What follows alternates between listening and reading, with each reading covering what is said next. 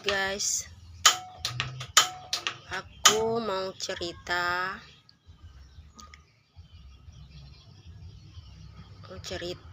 mengenai sisi kehidupan dari sisi lain perkawinan. Perkawinan itu ibaratnya itu adalah sesuatu yang harus kita lewati dalam kehidupan kita, karena itu merupakan sunnah Rasulullah. Kita harus menikah, dan tak kala kita selalu menyalahkan pasangan, inilah itulah. Tapi kalau aku setelah saya belajar, ternyata kita tidak boleh menyalahkan pasangan. Itu kita harus perkuatkan mental aja dan cara kita menyelesaikan masalah. Karena kalau kita menikah itu kita ketemu dengan orang-orang baru. Dia kan tidak tahu kita juga tidak tahu dia bagaimana, kita bagaimana, kan serba tidak tahu kan. Jadi di situ harus ada pembelajaran bagi diri kita sendiri sebagai istri. Tak kala kita punya masalah, kita ikut sama suami jauh dari orang tua. Beda lagi kan kalau misalnya suami ikut sama kita. Ini saya cerita kalau istri ikut sama suami, itu banyak sekali masalah yang timbul. 1 tahun perkawinan itu baik-baik saja, 2 tahun, 3 tahun, apalagi kalau belum punya keturunan. Disitulah perkawinan kita diuji, pasangan kita diuji, bagaimana cara mempertahankan, apalagi ada keluarga yang harus dibantu, tak kala kita adalah tulang punggung perjuangan keluarga. Maksudnya tulang punggung perjuangan keluarga yaitu segala keputusan harus melewati saya setidaknya, karena saya salah satunya anggota keluarga yang setengah mati. Orang tua saya kasih kuliah dengan harapan untuk mendapatkan pekerjaan yang layak, dan ternyata itu cuma seorang PTT, pegawai tidak tetap atau honorer, yang gajinya alhamdulillah disyukuri dan berkah. Tapi itu tidak pernah jadi masalah bagi perkawinan, karena namanya berkah. Jadi suatu saat uang itu kan, misalnya saya tidak punya uang itu langsung keluar dana bos, maka uang itu dijadikan untuk uang belanja.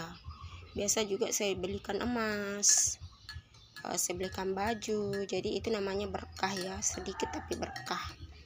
Dan suamiku tidak pernah mempermasalahkan itu, sesedikit gaji, sesedikit apa. Tapi di mata orang-orang saya adalah wanita yang sangat beruntung, tapi di mata aku banyaklah kekurangan-kekurangan yang dimiliki saya, yang dimiliki pasangan aku, yang menuntut aku harus ekstra berpikir bagaimana supaya saya bisa diterima di keluarga pasangan, dan pasangan saya juga saya ekstra kerja, ekstra mikir bagaimana supaya bisa diterima di keluarga aku dengan berbagai macam alasan, berbagai macam alasan pemikiran. Jadi di situ merupakan tombak dari perkawinan. Untung pernikahan ini didasari dengan usia yang sudah matang. Jadi walaupun ada perkataan kasar, ada perkataan yang tidak mengenakan hati, segera dielakkan, karena biar bagaimanapun kita pasti ketemu dengan orang-orang yang tidak enak hati. Sampai dimanapun, bukan cuma di perkawinan, bukan cuma di tempat kerja, tapi dimanapun, keluarga juga ada begitu. Jadi kita tidak boleh menyalahkan perkawinannya, tapi kita menyalahkan kita harus berada di situasi seperti itu kan. Jadi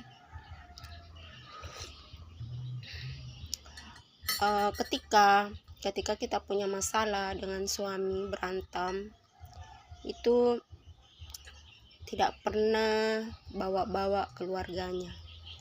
Oh, ini keluargamu begini sehingga saya begini. Walaupun singgung mengenai keluarganya, tetapi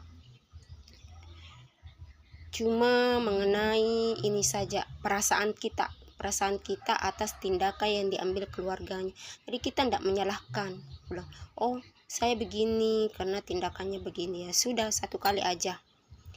Akhirnya si pasangan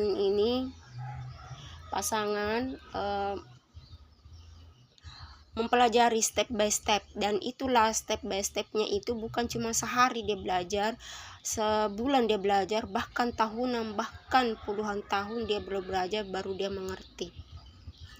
Itulah sisi lain dari pernikahan. Dan ketika suamiku berkata kasar, saya langsung telepon atau apa, oh tidak begitu, saya begini, saya harus datang, terus harus tebal muka. Dan ada lagi, ketika kita punya masalah, ketika saya punya masalah, dulu kan waktu belum menikah itu, kalau punya masalah itu kayak malu sekali. Ini mungkin setelah banyak kejadian, setelah melewati dengan beberapa rintangan dan berhasil melewati. Kalau misalnya habis berantem, anggap saja itu orang tidak tahu. Yang penting suara kita jangan terdengar keluarga, karena kita tidak perlu jelaskan sama keluarga yang lain, bilang oh yang salah ini, oh yang saya begini, oh si pasangan aku begini. Ini ya gelap karena saya tidak buka jendela, saya lagi tidak enak badan. Suamiku pergi ke pesta pernikahan, dia pergi ke pesta pernikahan keluarganya.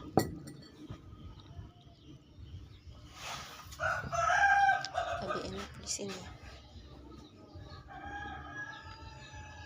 Jadi begitulah kenapa kita tidak harus cerita sana sini,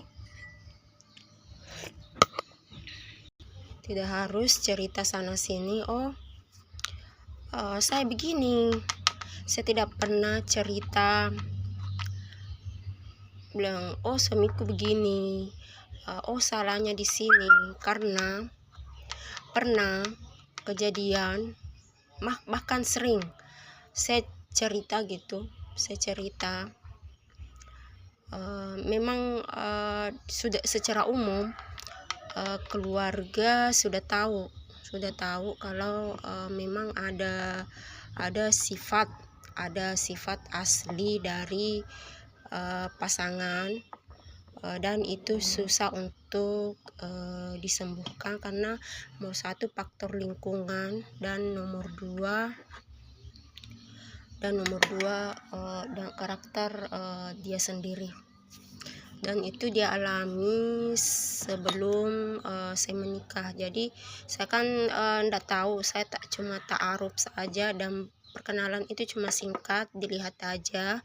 Jadi baru serba mengenal, dan saya tidak dapat apa-apa, malah saya menambah musuh. Karena namanya kan orang berpendidikan, orang itu taunya kita tahan banting, taunya kita telah mentah-mentah itu masalah terus tidak terjadi apa-apa. Orang maunya begitu kan. Jadi setelah kejadian itu saya sudah tidak pernah cerita. Kalau saya cerita secara tidak sadar, karena kalau kita punya masalah itu sudah berjanji tidak akan cerita, namanya itu stres ringan kan. Jadi nanti kalau sudah, aduh kenapa sih ini saya cerita, tapi lekas langsung bangkit, oh saya tidak akan ulangi lagi.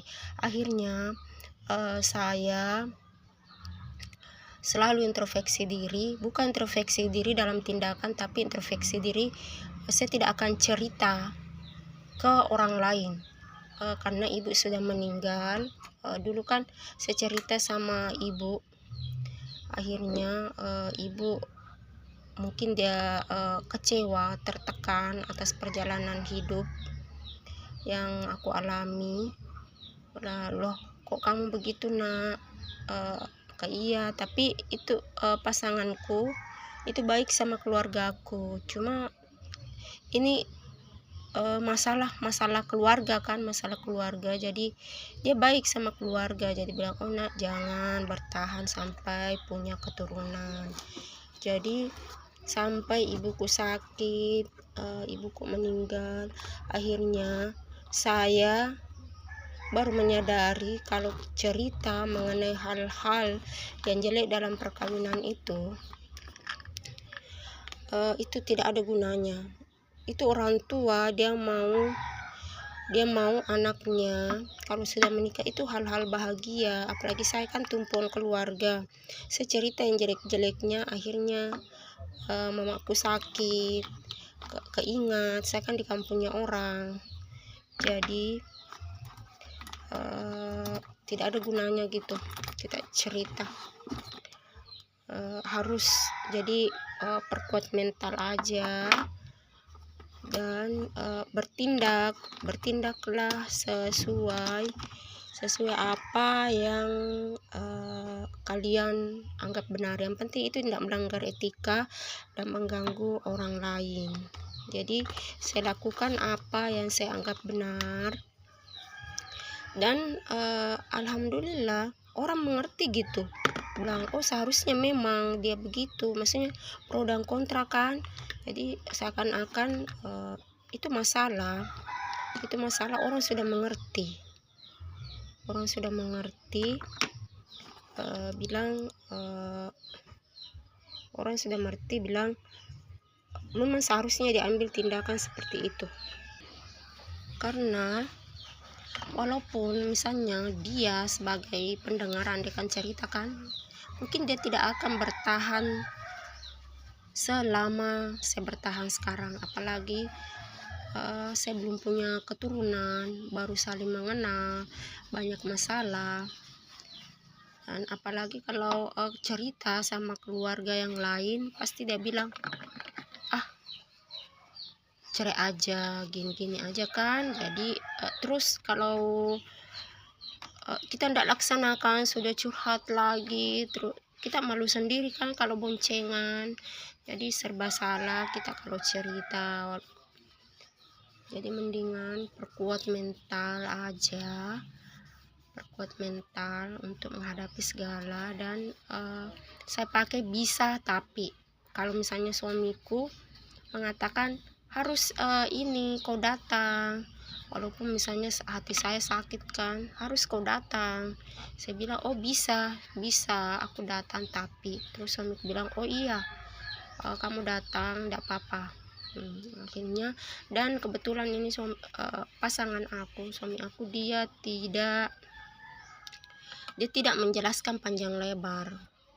Maksudnya itu masalah itu selesai dengan sendirinya gitu, tanpa dia jelaskan. Kalau saya jelaskan dulu arahnya ke sini, saya begini. Kalau dia tidak, selesai masalah itu dia sudah tidak pusing lagi. Jadi kan beda-beda kan tiap orang. Jadi itulah segelintir masalah tentang perkawinan dan hikmah mungkin yang bisa didapat dari cerita ini, yaitu usahakan kalau masalah perkawinan itu jangan cerita, diusahakannya, bukan bulan jangan cerita, diusahakan. Karena namanya itu kalau kita punya masalah mustahil itu kita cerita. Maksudnya itu refleks sendiri, kita tidak sadar langsung cerita. Nanti sudah kenapa sih cerita ya? Iya. Jadi usahakan jangan cerita kepada orang lain. Terus bergerak maju aja apa yang kamu anggap benar. Karena kesehatan mental itu sangat diperlukan. Kalau kita sakit, kita tidak tahu kan siapa yang rawat kita, pasangan kita atau keluarga kita, sementara kita adalah tumpuan keluarga. Jadi utamakan kesehatan mental, kesehatan fisik kita, dan jangan pernah menyesali tentang perkawinan yang dialami, dan perkuat saja mental, cara menyelesaikan masalah dan segala kemungkinan yang akan terjadi setelah pernikahan. Dan semua yang didapat, yang tidak pernah didapat setelah pernikahan, itu semua rata-rata sudah ada semua dalam pernikahan. Kalau misalnya tidak pernah dibully, ya sudah dibully. Kita tidak tahu apakah kita salah atau mereka yang salah, tapi diselesaikan saja. Jadi kalau misalnya kita berhasil menyelesaikan masalah itu, kita dapat aplaus dari mereka. Yang penting kita masih sehat mental dan fisik. Jadi itu mungkin dari saya, cerita aku tentang segelintir pernikahan. Makasih. Minum teh dulu